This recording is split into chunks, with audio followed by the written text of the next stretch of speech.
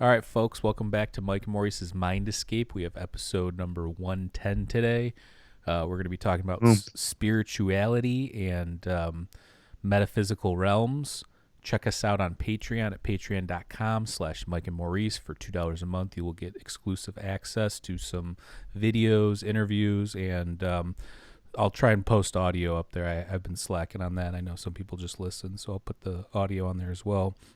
You can check out our website at mikeandmauricemindescape.com.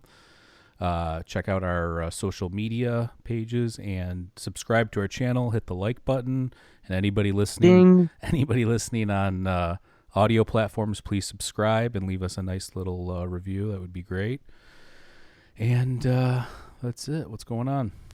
Not much. Another beautiful day in the D. How's it going in Chi-Town? It's actually really nice today. It's been nice the last few days. Actually, it's been super cold. I think it's like, Yeah. well, today's warmer, but the last 2 days were like 20. When I was doing that video for my comedy channel, I got a little sickness and I'm still coughing and it was an upper. I don't know if I had a sinus infection or what it was, but this thing's still kicking me in the guts.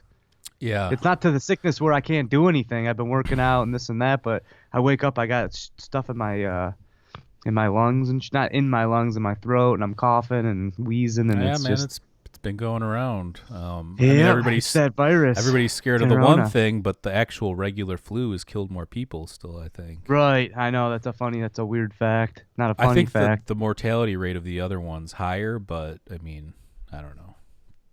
I think we're just so used to the flu. It's just Right. it's been there for forever, and people. If you're weak, if you have a weak immune system, you're gonna have issues Yeah. fighting off a flu or a Yeah, they say pneumonia. old people and babies. Yeah, exactly. So I wanted to do this episode because I always go back and forth with this kind of stuff as far as, I mean, I'm consider myself a personally spiritual person. I know you're somewhat spiritual as well. But you do a lot of research and you read a lot of books and you try to deduct what you think is true or important and you come to some sort of conclusions. And I don't know.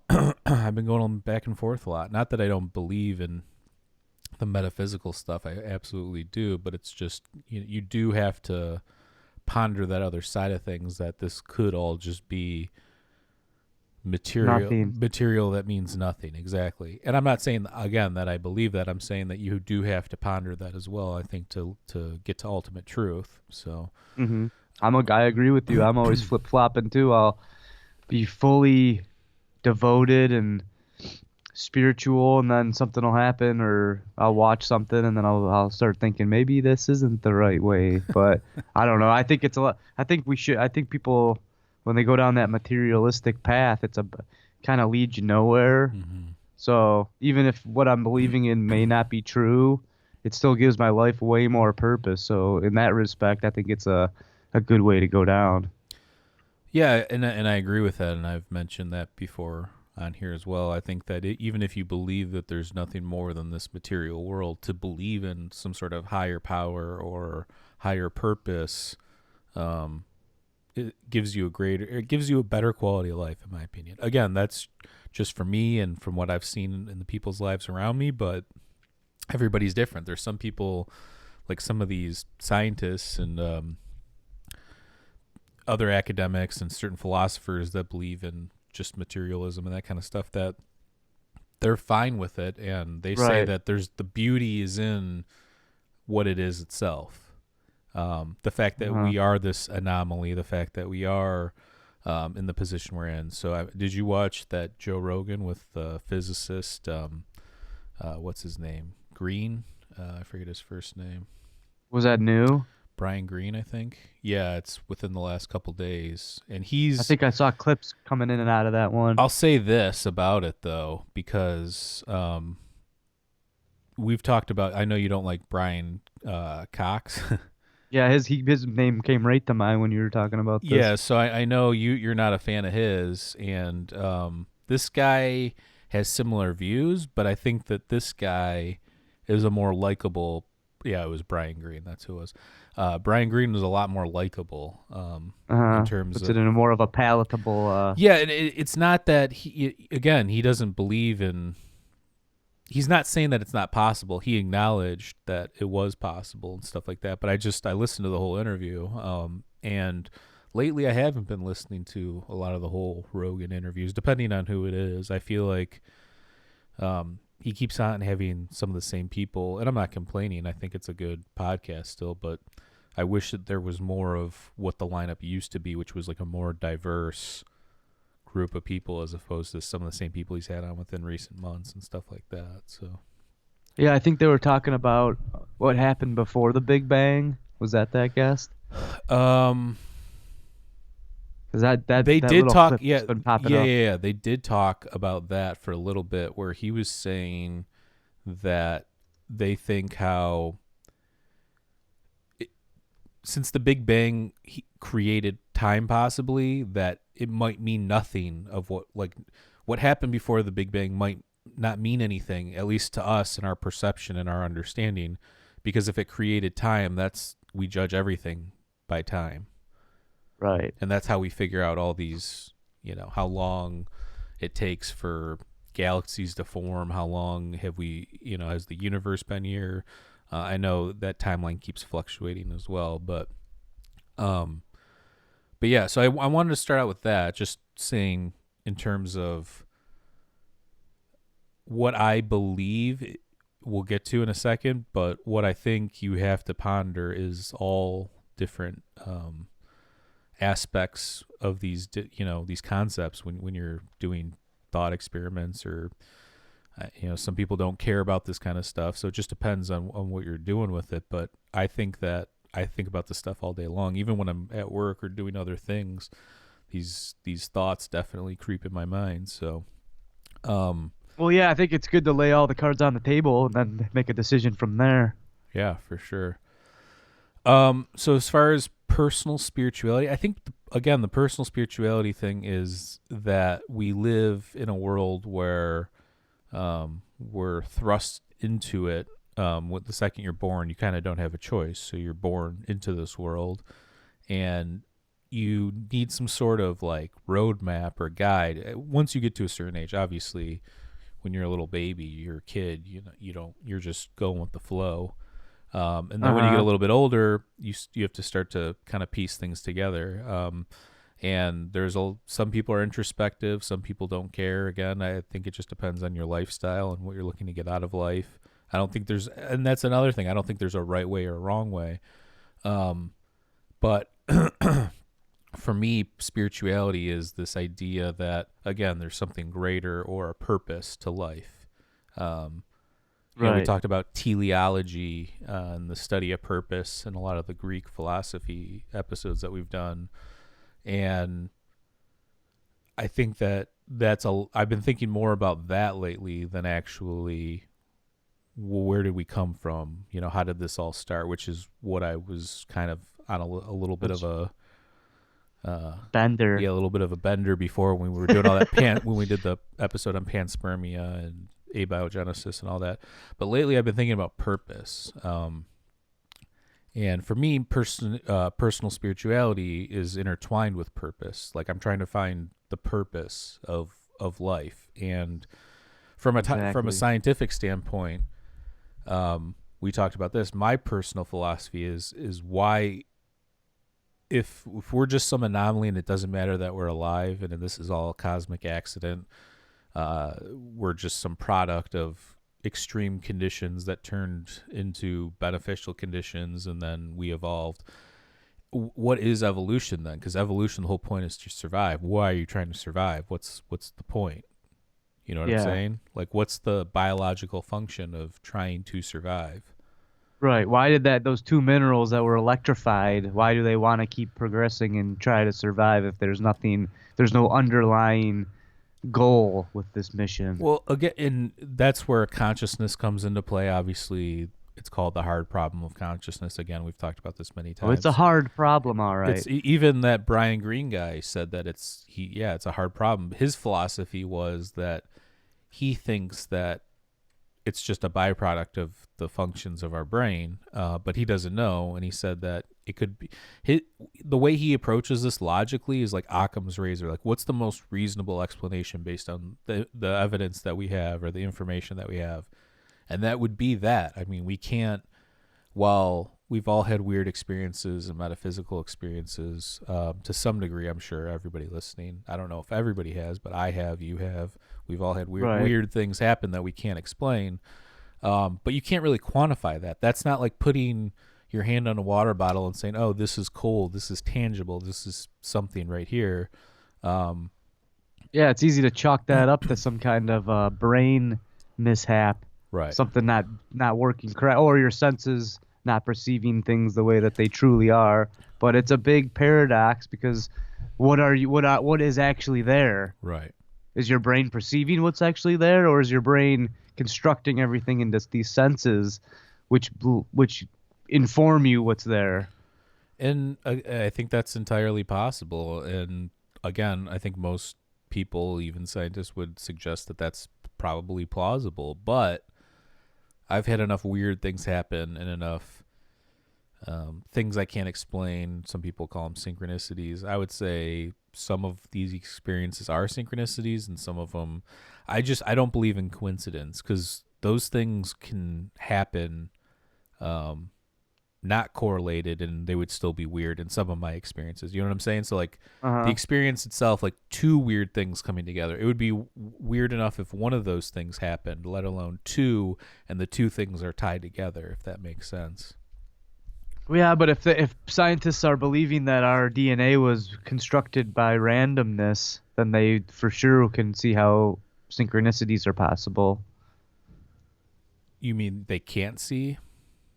Well, no, because scientists just chalk up synchronicities as being just random, right? Right. So, but their whole core foundation is belief that our DNA was constructed randomly through an act of nature, I guess. Right. Like the 737 being constructed in a junkyard idea. Right. They're saying that that's possible. So if that's possible, why couldn't different things synchronize? And again, they have no meaning. They're random. Well, obviously, So, quantum entanglement's a real thing where they've even tested. I think the furthest they've tested is one particle affecting another particle, I think like 1,000 miles away. yeah. So, I mean, we don't know what that is. Einstein called that spooky action at a distance.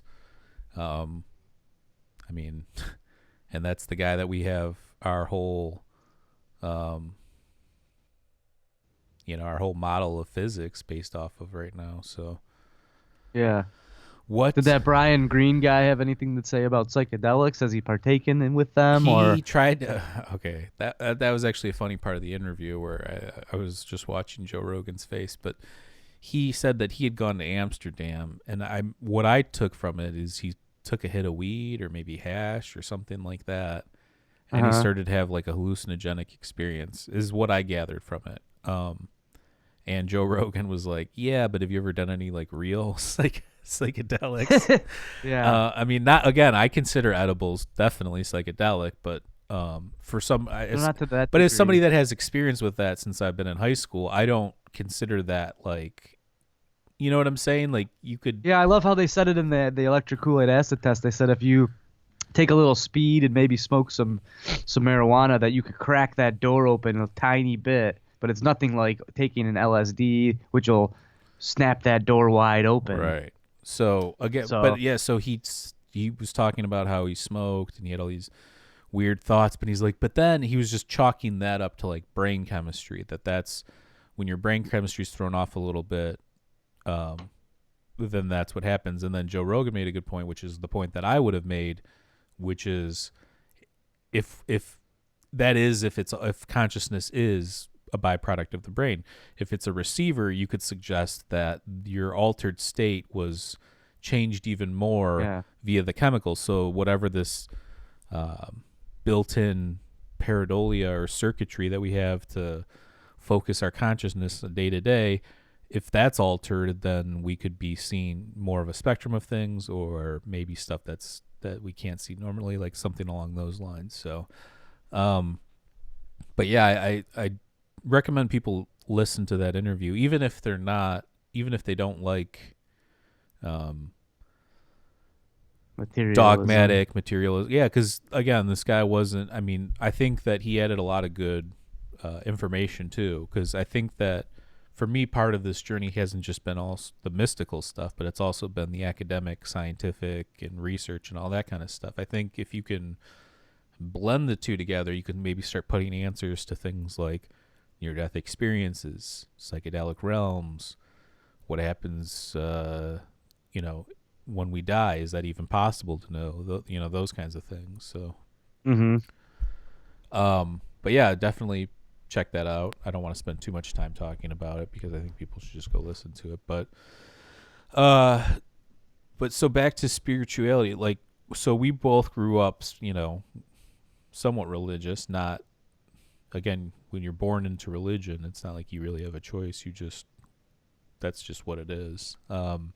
So I was raised Roman Catholic. I went to Catholic school till I was in like fifth grade, and then went to a public high school and public middle, or I went to a public middle school, then a public high school, and the when we were 14, 15 on our camping trip is when I first started to like we ponder the stars and look up and talk about things like panspermia or life out there and how did life get here if it was panspermia and what does that mean and things of that nature. And I started to look into more scientific things and realize not that religion is BS, but this idea that there's like a bearded guy in a gown sitting on a cloud playing chess, where the chess piece is kind of a thing, is just Yeah, but I always thought of that as maybe the religion back then. It couldn't explain energy to these.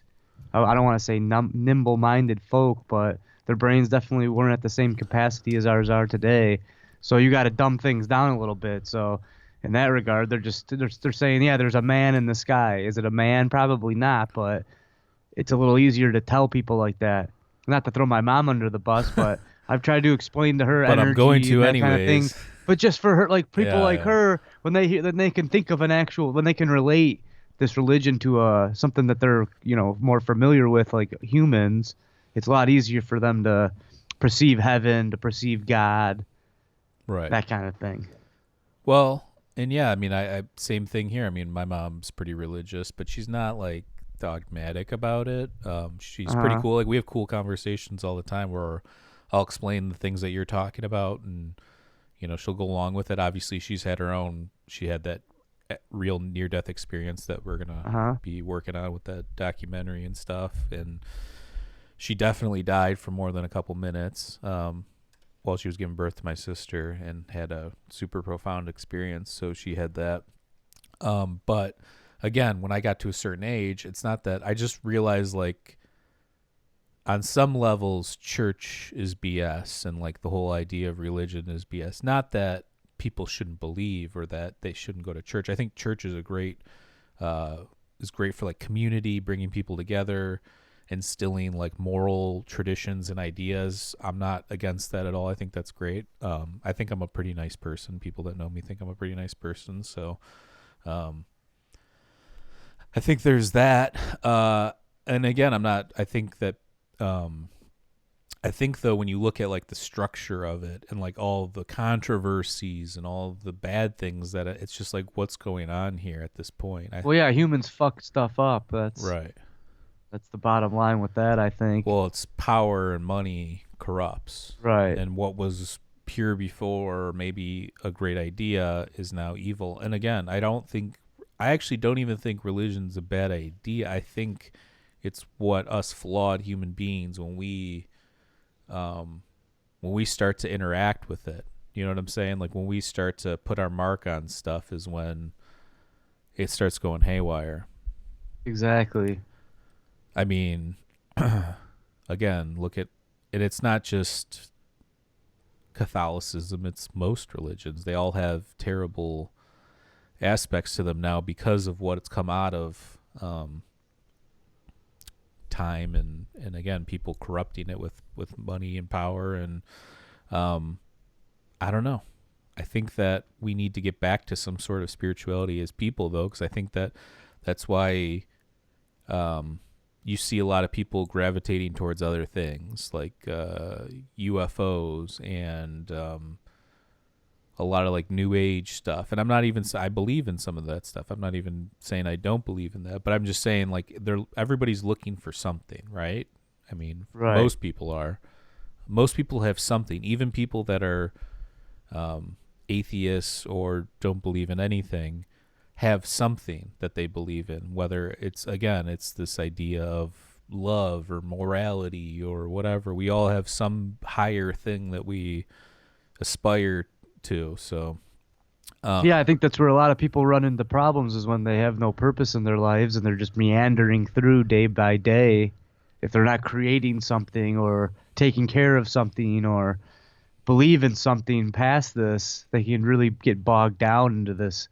What is this all for? This is nothing. right. It's a waste of time. I shouldn't do anything. And then that's just a bad mindset. And I would point to that as like a benefit of having had a religious past for humanity, meaning that I do think that at one point, obviously, there's been wars and lots of people have died in the name of religion, but the basic idea of it, don't kill your neighbor, don't steal, don't, Yeah. I'm not saying people didn't understand that before, but this idea of like a cosmic law or some sort of cosmic order, I think is a good idea because I'm sure you had a lot of savagery back then. Oh yeah. In ancient times, Chewing on the human bone, if you will. we have savagery now, but it's not. I think it's a lot more calculated. It's not. It's less blunt, if you will. Hmm. So, but again, I think that when you look at these concepts, you have to understand that the Bible wasn't written. We've talked about that. The Bible was written by tons of different people. A lot of them are allegories, and there's a lot of people out there that take it as 100% truth and fact, like Jesus wrote the Bible himself or something like that. Yeah. Yeah. Again, plus you have that massive telephone game, so It's the stories are passed down, and Absolutely. So, and we've talked about that on other episodes. The ones Gnosticism and the Nag Hammadi, the Gnostic Gospels, and the Dead Sea Scrolls, and all the ancient texts. And with those, it's interesting because they're pure versions of, the Bible and stuff. So there's a lot of stuff that was taken out of the Bible at the Council of Nicaea that had to do with either talking more about Jesus as like a spiritual traveler kind of a person, more of like a mystic and less of like as being the Son of God. So I think that the whole point of the Council of Nicaea was to prove or push Jesus's divinity as the Son of God. That yeah. and look, we've talked about Jesus before. I think whether you believe, I think Jesus historically was obviously a real person. There's some people that debate that. Yeah, you could beg that. You could beg to differ, I but don't I don't think that that's debatable to me, and based on a lot of the archaeological proof and through texts and the way that they analyze those things. But this idea that he was some being from another realm or something like that, or had knowledge that he was a being of I think is a different story to me, but that's just my opinion.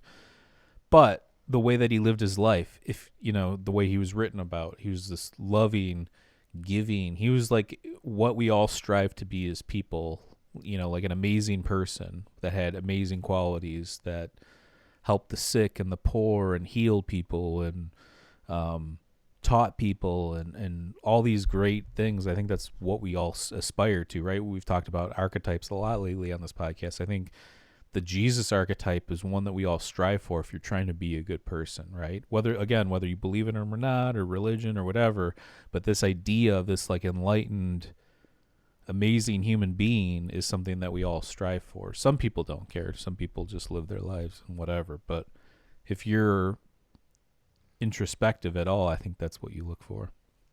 yeah, try to be that perfect perfect embodiment, that's for sure. Um, so what do you think for you though, in terms of, because again, you were raised religious somewhat. Uh, Yeah, I'm still Christian. I believe in Jesus was the savior, and I celebrate a lot of Christian holidays, Easter, Christmas, those kind of I things. mean, I think most people in America do for the Yeah, most. but that's the shame because half the people that are celebrating these things are pure materialists. Right. So what are you doing, buddy? They just want those Easter egg baskets. They just want a mutant bunny to come and take a big giant egg shit in their living room. Um, but yeah, I wanted to point this out too. When we were younger, I went to your church, and I felt like it was weird. But now growing up, I just realized, oh, they're just different things. They kind of believe in the Right. same. Non-denominations. What's Michael talking about there? Yeah, you were what non-denominational Christian? Is that what that is? Well, my dad was always Catholic. I No, think no, I that know. comes from. But that was like our. So I had a mixture between like if I went with my dad on for Christmas, we'd go to a What was Catholic that? church and stuff, and yeah, I told you I'm a little congested still, but um, so I always had a mixture between Catholicism, which is way more intense. You got to believe in way more things. There's way more like rituals and stuff, and then non-denomination, which is Christianity, but it's a lot more open. You don't have to like believe in all the apostles and stuff. I don't think you even take communion, and they had a rock band, so it was just a little more contemporary, a little more open-minded, I would say, within the Christian confines. So it was a good taste of both worlds as far as being in the Christian Yeah, religion. I remember going there and like, yeah, you had a band and you guys played like games and stuff like. I'm like, what is this a camp mixed with church? Like, what's going on here? But Yeah. again, now that I'm older, I think, well, what I was doing, all these rituals and stuff, was probably weird. A lot of the Catholic Mass is based on ancient Egyptian rituals. Even the Lord's Prayer. Oh, I Our, never knew that. our Father is based off of a prayer to Ptah, who's the creator of everything, and it was the Egyptian god. That's Interesting. why a lot of like the Catholic stuff is based off of Egyptian and Sumerian um, symbolism and stuff like that. Oh wow, I never knew that, Yeah. and I'm sure a lot of people don't. Again, we talked about this on the episode we were talking about creativity and creating things. Nothing is 100% original. I don't. Can you create something that hasn't been influenced by anything? I can't. I've tried. Yeah. It's damn near impossible. So this idea I that think you'd have to shelter yourself from birth and not watch it one single movie or listen to one song or right, I anything to think be able to do that. some of these religions are pretty specific, so they're different in that way. But this idea, again, it's not an original idea that there's a God or that there's somebody looking down or watching. Judging. Right. But yeah, everybody thinks everybody else's stuff or other religions is weird. I mean, when I got older, the main thought that I had when I was like 13, 14, 15 years old, when we started talking about like the universe and aliens and stuff like that, and expanding our mind with cannabis and occasional psychedelics, it was more of the fact that I remember the first thought I had that was like dissent from what I had was raised to believe, which was, how come our religion is correct, or how could our religion be the right one and everybody else is wrong? So then, a couple years down when I was in high school, I'm thinking, well, my thinking shifted to, I think that maybe we're all right. Maybe what you believe is where you go, or maybe what you believe is what happens. And then I thought, well, maybe that's not right. So now I'm kind of in the realm of, what are the actual scientific possibilities for something that could be considered metaphysical? And again, metaphysical, when you're talking about metaphysics, it's this idea that it's philosophy and ideas that and theories that can't be substantiated with basic observation. So Yeah. it's all theoretical to a certain extent. Yeah, I remember asking my dad that. I go, well, Catholicism isn't even, it's not the most widely spread religion. What makes us so right? But his answer was, well, most of the religions believe in the one main thing. Right. So that's something that they all share. I think that that's actually a pretty good statement, because all the other stuff that surrounds that one main point kind of is a little bit of bullshit. And It's the center core of it that I think is the important part. right. Yeah, I would agree with that. I do think well, you brought up monotheism. Monotheism was actually created by Akhenaten, the Egyptian pharaoh. Hmm.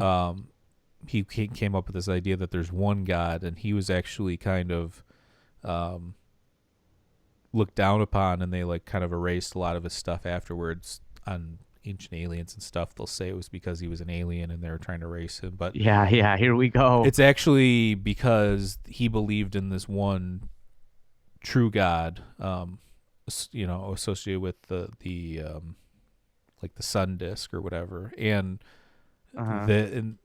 that whole time in Egypt there was a pantheon of gods, kind of like how you have a pantheon of gods in ancient Greece and ancient Rome, and different gods have different functions, and different gods were different time periods. But um, he came up with the idea of, oh no, there's this one God, this one creator. So I think he built everything in Amarna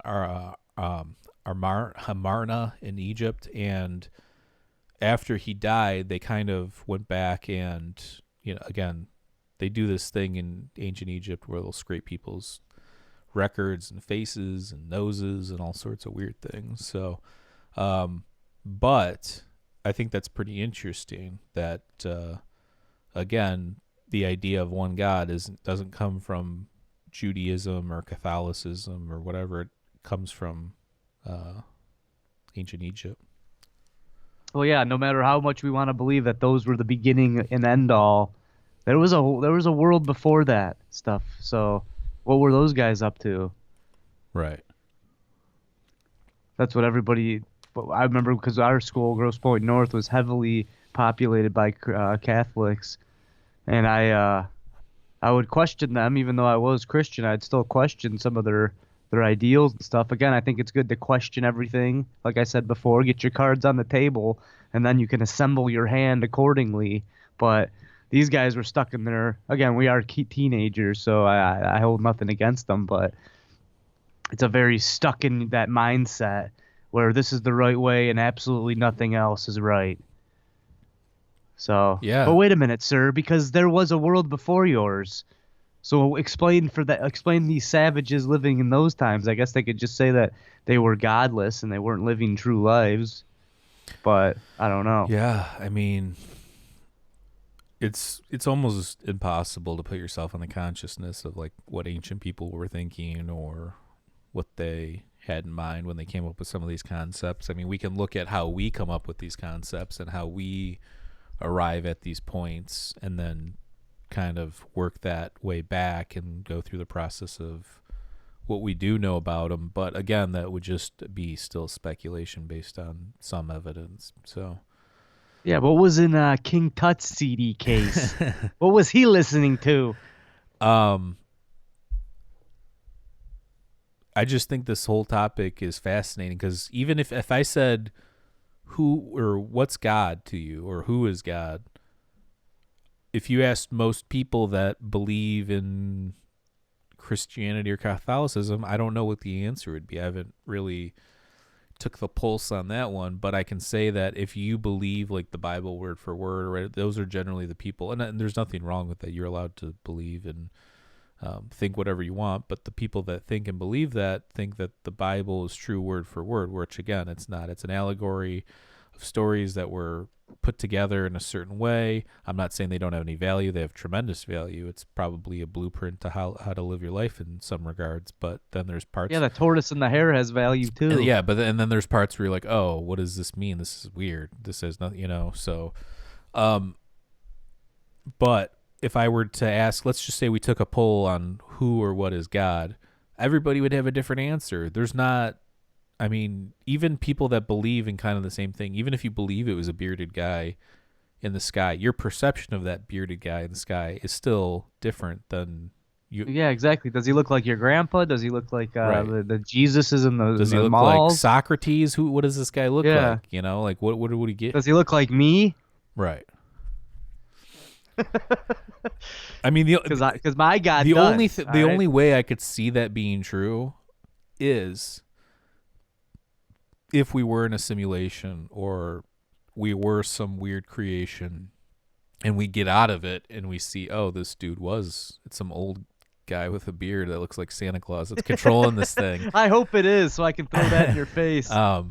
So that's there's that. But again, I think that my idea of God is more of this like thing that connects us all, this energy, this first source or connecting force, something along those lines, something that, and I don't even have an exact idea because I think that changes too. I think everything I learn and everything I research evolves along with my ideas and my concepts. So every time I learn something new, I got to take that into account. And so my idea, even within this idea, has changed even over the last year. So I've been thinking this way the last couple of years, but in terms of this idea of like an energy or source or something like that. But even now, knowing what I know, it's even gotten more to the point where it's even a little bit more complex than that. So I don't think there's any real way to pin down. It's just a concept or an idea, and I don't think that. Energy cannot be created nor destroyed. Well, so we came from a source, and we will but that's return once again. But that's a problem too. It's like you're using science to prove religion or faith, which you can't do. Like if you have faith that there's more to life than just this, or you have faith that there is a God, it's faith for a reason. There's no way to prove that. It's the extreme metaphysics of it. You're not gonna. You can theorize and you can come up with ideas, but you'll never prove that. Right, and I think that's what the whole some people gambit say, of the beast is. Some people say that's the point, and that's the yeah, exactly. That's the point what my mom would say. Yeah. You gotta have the faith. You gotta right because you're not gonna get into heaven easily. Right. You know, you gotta put forth some effort. If you put don't forth believe, something. you don't receive. Okay? Oh, hey, no. So there's that, but I think it's like, what is consciousness? It's the same thing when you talk about what is God. It's what is consciousness could be God. I think that's not a bad, since these two things that we can't explain, which science tries to explain, either they're what's going on in the universe, is there God, is there no God, which again, most scientists, I don't know what the percentage was. I think Brian Keating, when we had him on, suggested that it was like 70-30 or 75-25, something like that. That's actually surprising to me. That, I would think that it'd be amount like 90, of people, 10. yeah, that amount of people believe in something. I don't know if it was that could be wrong too. I mean, who knows? But this idea that we all try and put these faces and these concepts to this idea of God and to this idea of consciousness, I think brings up a good point. Like, if we can't explain these things, are they connected in some way? Because we have a good idea about it, most other things that are in our physical realm. So we have a little bit of an idea. Well, and we've talked about that many times. What's true today is not going to be true tomorrow. And like what that Brian Greene guy said about consciousness, he believes that it's nothing more than a byproduct of your brain function, because we're going to get the technology to see what's going on. We're going to figure stuff out. But my theory is that even though we do that, there will always be these other questions. So like our idea of what consciousness is and what God could be now are probably going to be replaced by other questions and other mysteries later.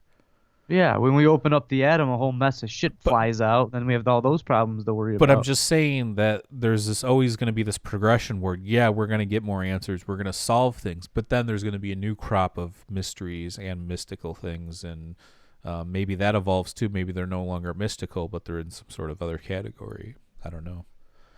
Yeah.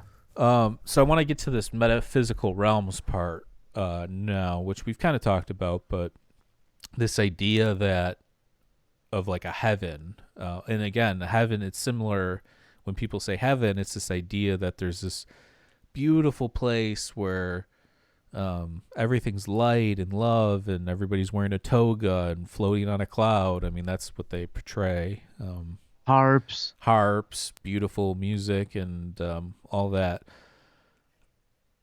Again, this is some sort of an archetype where I think that different religions have different versions of these places. This ultimate place, this ending place, or whatever maybe it's just the next step. I don't know what to say. When you think about it rationally, okay, even if you take all the measurements, we know what we know about physics and quantum physics, and we can't really marry those two together yet because there's still discrepancies on how they work together. But let's say we have that all figured out. We still live in a three-dimensional or four-dimensional, if you're counting time, world. Like that's our reality. Mm-hmm. If there's three or four, how could there not be 5, 6, 7, 8, 9, 10? Infinite. How could it not go on forever? So if that's the case, that's something I think about a lot too. Did we ever exist on a two-dimensional plane or a one-dimensional plane, or has it always been 3D? Will always be 3D? What if this is just a stepping stone to something more? So there's this, again, the book by Edwin A. Abbott called Flatland. I think you can get it for free on Kindle. At least you used to be able to. I don't know if you still can.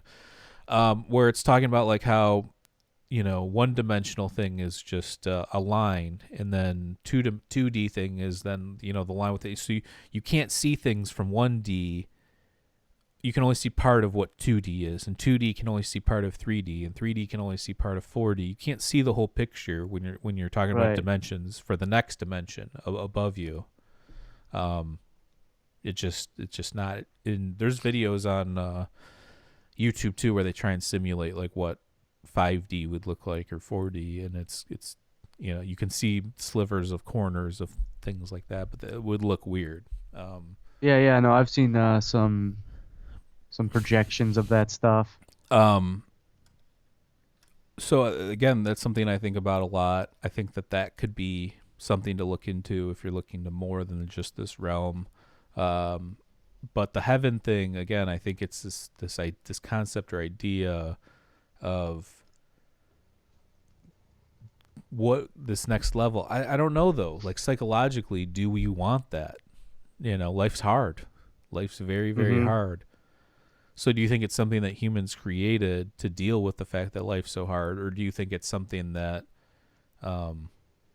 is based off of like near-death experiences, psychedelic experiences, meditation experiences, out-of-body experiences, something along those lines where they're experiencing more, so it gave them the perception or the idea that there's more? I think it's a combination of both. Just like everything, that truth lies somewhere in between the middle. Yeah, I mean, combined with every human has this urge to keep living on, and you combine that with some mind altering substances, or like you were saying, even coincidences, things that happen in your everyday to day without the influence of drugs. I almost think those can kind of connect you even more so than the drugs, because when you take the drugs, as you're brought up, you're when you take something, that it's going to be altering your perception. When something happens in your basement, you're singing a song that your best friend loves, and the light starts flickering. I think those have more of a pull on your actual psyche. Right. Just it's more proof than if something happened while you were on LSD or psilocybin or DMT or something like that. But yeah, I think it's every human wants to keep going. That's for sure. So that definitely has some kind of variance on it, I would say. Right. I do think though, when you're discussing these things, everybody again has different ideas of them. So it's all your perception of what this thing is. Even I can't get inside your head. So your idea of heaven is probably completely, even though I just gave you a visualization of what not that what I think of it, but like what's depicted or what's suggested through Well, books does and yours involve 70 virgins or? no. But the thing is but my point is that even from person to person, these concepts and ideas are so vastly different, or could be. I mean, I can't get in your head that what are we truly talking about here? So when you look at what I just asked you about, what do you think it is? I could totally see somebody having a near-death experience that almost drowned or had a heart attack or whatever the case may be. Maybe they had a psychedelic experience, saw this light and this energy and experience maybe endogenous chemical release in their body or whatever the case may be, and then created this mythology around that like, oh, I've experienced this. There's these other places that you can go to. So that could be that. Or there could be real places that we go to, meaning that when you meditate or when you take psychedelics or you have a near-death experience, you are, touching on the doorstep of something else. I don't think that that's impossible either. Again, I walk this line of believing and not believing, not that I want to, but I think that that'll ultimately lead to some sort of truth. If you just full on believe, faith, up the ass and not even question anything, I'm not down with that. I'm not saying that that's Maybe that's the happier route though, because then you're never then you're. It probably is. It probably is. I know. I was just thinking about this in my car today because I flip flop like you. Whatever is the newer piece of evidence, and you seem to gravitate towards that. Chew it up, digest it, and then let it pull you in a direction. Then something else comes to the table, and then you go after that. It's interesting. Yeah. I wish I had the faith that some of these people had because I'm sick of it, to be honest. I just want to commit to something. Yeah, I'm sure you do, bro. But there's But that's the curiosity of us, which is a good thing and a curse. So you got to just take yourself for what you are.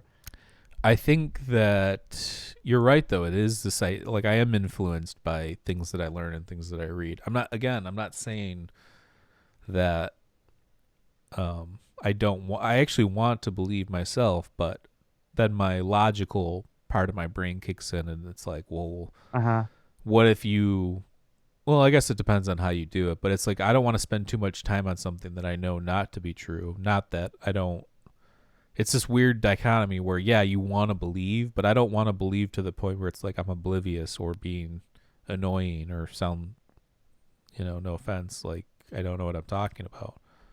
Well, the bottom line is no one's proven either way so far. I don't think I'm going to be the guy to do it. So, with that being said, you can kind of give yourself some kind of break. Yeah. Again, I want to believe. I do. I really want to. Will it happen? Yeah, it's happened before. I've gone on kicks. When we first started this podcast and stuff, I was a hardcore believer in a lot more things than I believe in now. Through research and reading books and stuff, it's kind of taken us on this path where, again, I believe there is a fringe. I do believe that there is this point where reality and metaphysical realms, there's this like gray area or fringe or whatever, and I believe that there's something to it. I just don't know if that it's become a lot more narrow, the gap. And I'm not saying it's going to become more and more narrow, but now I have a good grasp of what I think is going on. So I guess we'll just see what more science and stuff, comes out with. But from a spirituality or religious standpoint, that's the whole point of faith. And that's why there's not really much evolution. There's evolution of ideas and concepts and stuff like that. But if you look at these religions, they're old and people still kind of approach them the same way as they did thousands of years ago, for that matter. So where science is this thing of progression and this constant, John Anthony West would say the church of progression, and the idea of like uniformitarianism, this constant pace forward, that religion would be the opposite, where you just have faith, and obviously you don't need that progression because you just have to have faith in this idea. Uh-huh. It's a real mind bender, that's for sure. I mean, you don't want to dedicate too much time to this stuff, but for me, it's like a haunting thing. I think because I have OCD, because I have my mind's always on overdrive, I think I'm susceptible to constantly thinking about these concepts and these ideas. So, Plus, you have a brain on your body. You're gonna use it. You're gonna think. You're not gonna succumb to one idea just because everybody's been telling you to do it. yeah, but I think I highly recommend this book. I've mentioned it before, The Power of Now by Eckhart Tolle. And it's just basic, a lot of it's like Buddhist concepts and stuff like that. But this idea that you're just all of us are constantly overthinking, like our brain is using us as opposed to us using our brain, if that makes sense. Yeah. So I've been trying to just be more chill and be more in the moment. Meditative state. Yeah, just be more in the moment. Like when you're outside, breathe in the air, take it all in, that kind of a thing. When you're, walking, feel your pace and do what you're doing. And when you're, be present in the moment. Don't be looking at your phone constantly, walking even to, you don't need to walk from your car to a building and look at your phone. You just don't. Most people do, but you don't have to. So. Yeah, mine's about to get shattered soon. This thing's killing me. Shattered. I wanted to shatter my computer earlier. Well, we got to live with these devices to get our message over the airwaves. Yeah, these talk boxes. But so yeah, just be more present in the moment. Live. You talked about it too, and we both mentioned it on that episode where anxieties, fear of the future, and depressions, sadness from the past, or experiences of sadness from the past. So the idea is to live in the middle of that, in this perfect in the moment type of thing. And I think that there's something awesome about that. But I do think that my brain uses me for sure. It's hard not to. I'm working on it, but yeah, all the stuff you hear is live in the moment. It's a nice thing to strive for, that's for sure. It's not the easiest thing to achieve. That's the well, especially if you're in a that's the goal. If you're in a relationship with something or with someone. Yeah, me and my computer. If you're in a relationship with someone and you're not present, I think it's noticeable. Obviously, I've been guilty of that, and it's something again that you just try and work on. When I go to dinner with my girlfriend, I don't even bring my phone in because there's no point. Yeah, I see. I used to bring my phone. That's when I was big, still into sports, which I kind of stopped watching sports. Yeah, that's a waste of time. Yeah, it was a waste of time. I'm like, what am I doing right now? I just was like huge sports fan, knew everything. But I decided like a few years ago, I'm like, I just, it's pointless. But yeah, I would bring my phone to dinner and constantly look at like sports updates and my fantasy hockey and fantasy football leagues and all that kind of stuff. And I'm just like, I'm wasting time. I'm being disrespectful to my wife, like that kind of stuff. So yeah, for sure. But you could get bogged down with the YouTube channels and stuff. Let me see how many views this got. And you're constantly looking at it. Well, we know you do. We gotta crank this thing past 1,000. No, I used to, but there's no point to it. That's why you should have a goal set. What is your point? Is your point to get the views? Obviously, that's like a side shoot for me. Right. We want to get the information out there.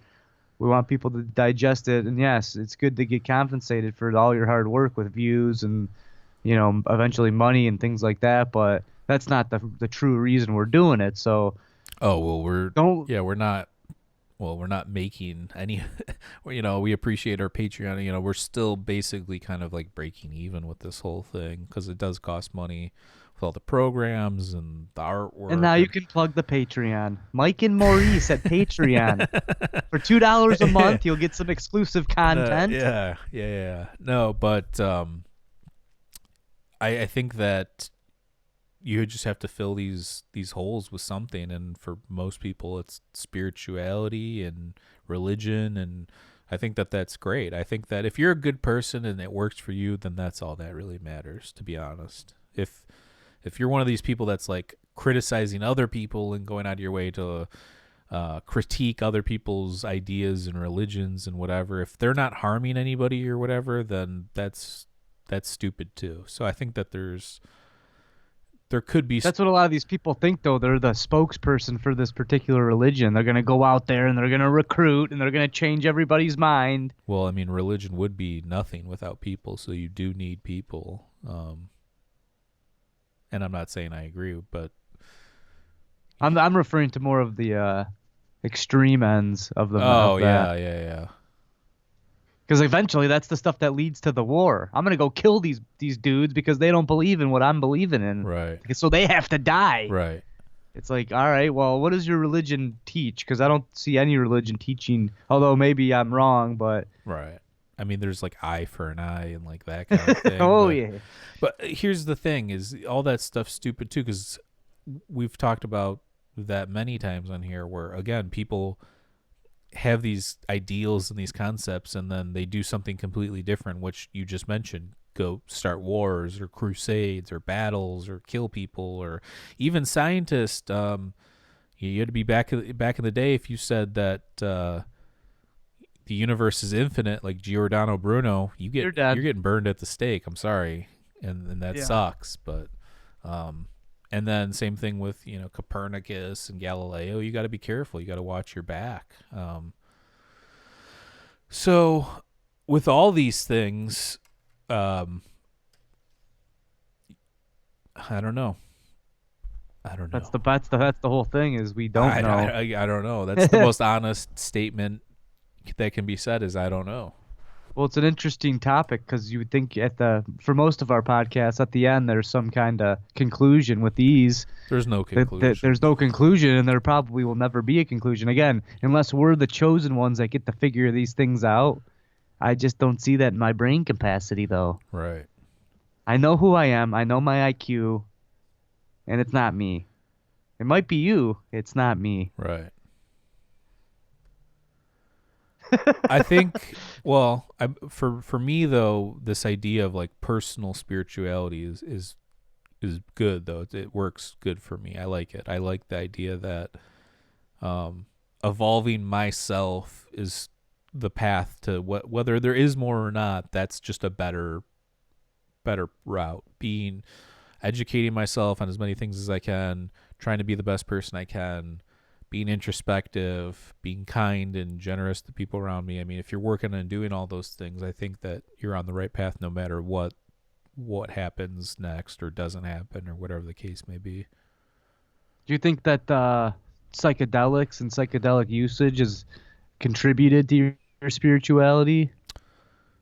Okay, that's actually a good point, and that's something weird that I haven't really thought about, but when I was younger, when I was going to church and stuff like that when I was a kid, you just believed in this thing just because it was part of your life. You didn't know anything different. You just go to church and, oh, I believe in God, and when I die, I'm going to go to heaven. That's it. So there's almost like this level, again, ignorance is bliss in that regards. Like it's truly a better way to live if you can live like that and not be negative towards other people. And then, but you shouldn't be at the base of the religion. Right, exactly. That's not what's been preached. But again, that's how it comes off. People fighting on Twitter, people fighting on social media. You got a lot of people just going back and forth. Oh, you're an idiot. You believe in religion. Oh, you're gonna burn in hell because you did this, or you did. Well, Christianity in particular has been crucified. No pun intended. Well, now, if you say you're Christian, you're like the devil. It's like, wait a minute here. Right. The devil's the bad thing. That's what we're against here. Right. But I regress. So,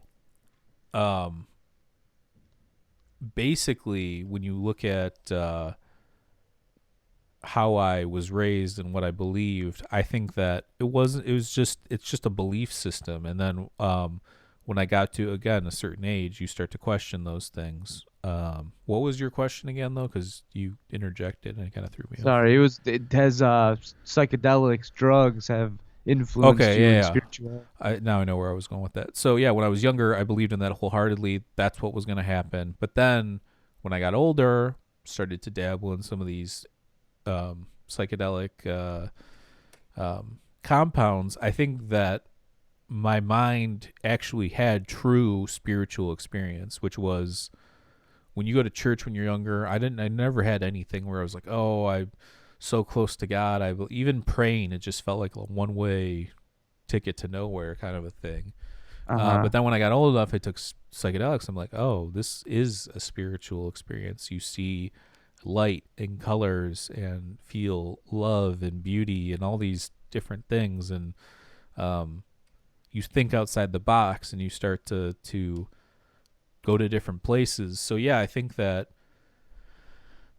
it does have that effect or impact. At least it did on me. I don't think that. I think that having that basic idea of what God could be or whatever definitely has an impact on your psyche or maybe archetypes or whatever too. So this idea in one God or being raised Catholic and then taking psychedelics, I think does add some sort of more of a mystical element to it for sure. If that answers your question. Yeah, and my follow-up point would be if that's the effect that you've had, think about the dawn of man, Oh yeah, for because they sure. definitely were taking psychedelics. So I don't know. It's interesting because I've told my mom, I go, well, what if Moses was on DMT? And she thinks it's preposterous, but in reality, he might have been on something. Yeah, he could have Don't been. laugh at me. Well, I mean, we've gone over scenarios with that. Just burning the bush though, and then inhaling the fumes wouldn't have been enough. Right, Even but still, acacia we that's don't know. got 2% DMT in it, you would still need an MAO, I. So you need that inhibitor, which in that area could be Syrian rue, which would work for that. But he would need to ingest Syrian rue and then ingest acacia, and then or like a Middle Eastern psychedelic or ayahuasca analog. Um, I don't know. Or Jesus could have been a mushroom altogether. No, that I don't believe. I'm not against the theories and people putting theories like that out there, but again, I think if you watch that episode that we did with Joshua, who's writing that book, I think I make my stance pretty clear on that. That there's a lot of archaeological and historical evidence to support the fact that there was an actual person named Jesus. Again, whether he was Right. divine or not doesn't matter. Was he a real Yeah, yeah. person? Um, So yeah, those are just my thoughts on it. Anything you else want to add, or No, I think we've covered some nice ground there. Again, it's a question that can't be answered, but it is good to interject some of our own ideas and get the conversation going with people. yeah, I just again I saw that episode on Joe Rogan with Brian Greene, the physicist, and Did that stir up some negative energies for no, you? not negative. It just made me think more, and think more intensely about the subject and listening. Seems to have shifted you off your No, spiritual kick, though. not really. Again, I'm still spiritual, but you have to question. You have to question things. If you don't question things, it doesn't lead anywhere. Just like Socrates said, the unexamined life is not worth living. So I agree with that. Why can't the Big Bang be the beginning of the Bible, though? I don't see why it's so far-fetched for Well, that. I think in the Bible it says 6,000 years ago. Well, let's throw that out right out the So window. if you take the timeline out, yeah, it's still God created heaven and earth and these realms. It doesn't talk about some explosion. God created an explosion, you know. Well, he said, "Let there be light," and there was light. Yeah, but light is the most fundamental thing. Of course, if there was no light, there would be nothing. You wouldn't know if anything existed because you wouldn't be able to see it. Maybe you'd be able to perceive it some other way, but Well, what's their explanation for where did so a Big Bang, a pinhead had all the energy in the world in the size of a pin in this the guy universe, was rather. that Brian Greene guy was suggesting that what we know is gravity, how it pulls things down to Earth. It can Uh also huh. repel things. They found in other scenarios. So he thinks it was this thing that just repelled everything and shot everything out. That Right, which is fine. I'm not arguing that. I'm saying where did this initial matter come from? oh well, again he said about well again all these things make sense in the context of these are these own people's theories and this is what they know about science. So this is how it's. But he was saying that it doesn't matter what was before. the existence of the universe, because if time was created by the Big Bang or the existence of the universe coming into existence, then we only can categorize things by time anyway. So before time, it didn't matter. That's what his answer was. I don't know if I agree with that. I think it's an interesting thought. I need to ponder on that more, but If there's living organisms like us pondering these things now, why couldn't there have been things that are 10 times us or a million times our capacity? just watch the episode. And he doesn't rule out things like life or extraterrestrial life or the possibility of a god. He doesn't rule those out. He just probabilistically he's saying that what he knows, those are unlikely. Right, but we're gods in a sense where we could go into a pond and pull little eggs out and bring them into our home. Put them in a, but that's what he was saying. clear. That was his point on um the like life in the universe or like UFOs and stuff like that. He's like, why would they come here? It would be like looking at an anthill. And Joe Rogan's like, I'm fucking fascinated by anthills. He's like, I'll check, we check things out like that all the time. Well, it's a little more than an anthill. We're building cities, Right. We're communicating, we have electricity. But I think that's his point was is that we could be nothing compared to them, especially since our universe has been around for a long time, that they could be so advanced that, dealing with us literally might be dealing with, who knows? A fly. Right, but a you fly. wouldn't be interested in some apes if they started building wheels. Well, that's what Joe Rogan's point was. I don't know. I think it just depends on who you talk to. I personally, again, don't necessarily even believe that. What do we know? I mean, there could be a multiverse. There could be no Right. multiverse. There could be But that theory a is Big retarded Bang. because not retarded. That theory is very slow adult because we love to study things. So Whoa. if we're Don't so you ever fascinated with it, we have don't you ant ever farms. drop the R word ever again, bro? I'm sorry, I retract that. I'm But kicking again, you off. we have little ant cities in our houses. We have fish. We have aquariums. We have all that stuff because we want to learn. Why wouldn't aliens want to learn? Right. That's the stuff that Maybe makes they me a already little- know. Maybe there's some people suggest that they've had a hand in creativity or possibly directed panspermia, sending carbons and different molecules out in the air, different Right. organic and non-organic compounds. I mean, who knows? Did they talk about anything about those UFOs that the government saw? No. I actually, Joe Rogan hasn't asked anybody, like he hasn't asked Neil Tice. Whenever they are on, they might talk about aliens, but they never actually bring up the fact that there's these pilots and videos. Yeah, I and- want to know what's your thought. Yeah. That's my question too, is like for a scientist, it's like, if this exists, what does that mean? That means everything you've Exactly. ever known is not necessarily BS. Obviously, it's helped us get all this technology and progressed us to where we are. But this bigger picture thing where they're like, oh, nothing else is there, nothing else matters, is screwed if there ends up being beings that have been visiting here. Because Well, if you're a rocket engineer and your whole life is devoted to figuring out propulsion systems and how planes fly and all that, that's like that's like the second coming yeah, when you see something hovering around that's moving at those speeds. So you would think that these guys would be all over it. well, but that's why you don't see visionary people ruling it out. People like Tesla or Elon Musk and people like that, because they're visionary thinkers. They got to think the big picture, and the big picture could definitely be included with some UFOs and extraterrestrial life or ultra-terrestrial life or something weird.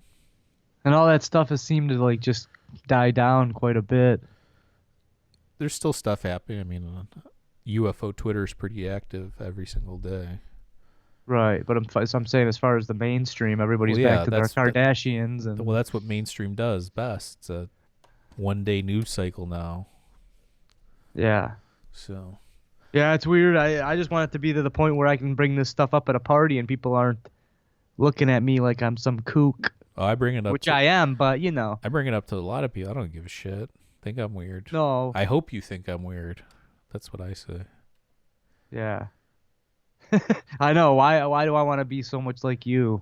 or the rest of these peeps. No, I don't give a shit what people Not think. you. I'm No, I saying know. the rest of the. Well, here's the thing: is you're talking about going to a party and talking about this. You've literally been talking about this shit for an hour on a podcast with me just now, with being viewed probably by more people than your dinner party conversation. So Yeah. The other thing is, what party am I going to?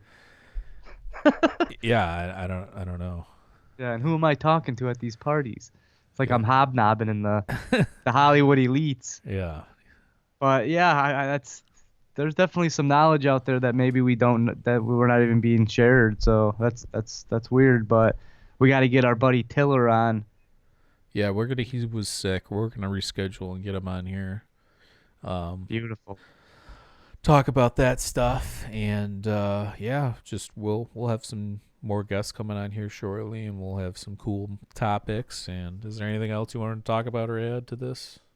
No, I liked our talk today. Cool. So yeah, check us out. We'll subscribe to our channel if you haven't already. Hit the like button as well. Check us out at Patreon, patreon.com/Mike and Maurice. For just $2 a month, you'll get exclusive content.